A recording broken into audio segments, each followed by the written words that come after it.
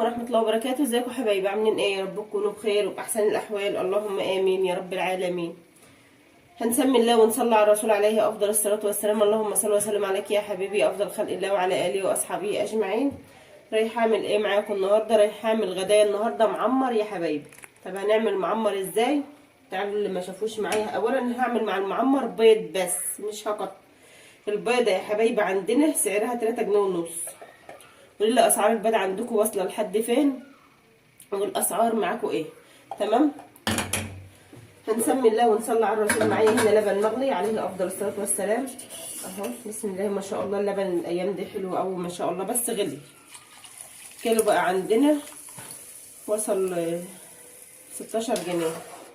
تمام كده. مش عارفه ليه ما عملتوش في البرايه. يلا حصل خير قدر الله ما شاء فعل. معايا ديت وش اللبن الرايب يا حبايب قلبي. احط الاول الملح بتاعي. المعمر عباره عن ايه؟ عباره عن رز ولبن وقشطه وملح. مقادير بسيطه، بس الميه يا حبايبي بصراحه يعني احنا ما بنحطش فيه ميه، لاني بحب طعم اللبن. هو معروف المعمر رز ولبن. تمام. هدوب الملح عشان ما يبقاش حته فيها وحته ما فيهاش اهو.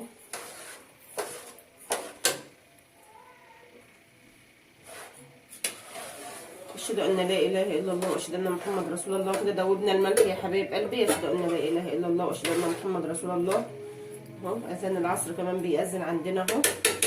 خلصت كده تدويب الملح. ده رز ولبن بس يا حبايبي. ده بقى قشطه يعني انا اللي حطاها من اللبن الرايب اللي انا ببقى اعمله جبنه. ديت معلقتين قشطه اهو او اكتر اهو. بحب احطها كده وهي المعمر. هي لسه جامده مع الفريزر اهي. هاخدها بقى واروح بها على الفرن. عندك وقت ان انت تنقعي المعمر بتاعك دي يا حبيبتي انقعيه. كل ما بيتنقع بالذات المعمر الحبايه بتطول وبتحلو وبتبقى زي الفل. ما عندكش وقت، الحمد لله انا ما عنديش وقت يعني بفضل ربنا الحمد لله. هاخده وهروح بيها على الفرن على طول. هولع عليه الفرن الغاز من تحت. هولعه بس يعني الشعله اللي تحت بس، مش هولع من فوق، لان هو مع الغليان وصهد الفرن بيحمر وشه عشان ما يتلهفش مني كمان. تمام. هاخده واروح بقى على الفرن وهسلق البيض بس ده وخلاص. غدانا النهارده غدا بسيط. هو احتمال هيبقى كمان هيكون عشاء كمان. المعمر اهو يا حبايب قلبي. بسم الله ما شاء الله. حاجه كده تفتح النفس اهي. بسم الله ما شاء الله. شايفينه عامل ازاي؟ لازم طبق.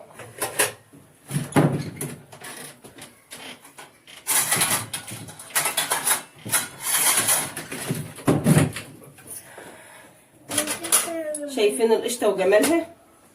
الدايره المدوره دي كلها بسم الله ما شاء الله قشطه. ثواني كده يا فرح بس. انا عايزه كيك. ماشي. فرح عايزه كيك. اللي عمل كيكه بقى يجيب لنا خرطه كده في التعليقات اهي. بسم الله ما شاء الله.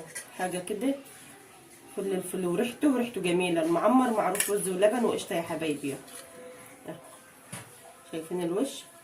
تعالوا بقى على الوش اللي كلته خير ده. بسم الله ما شاء الله.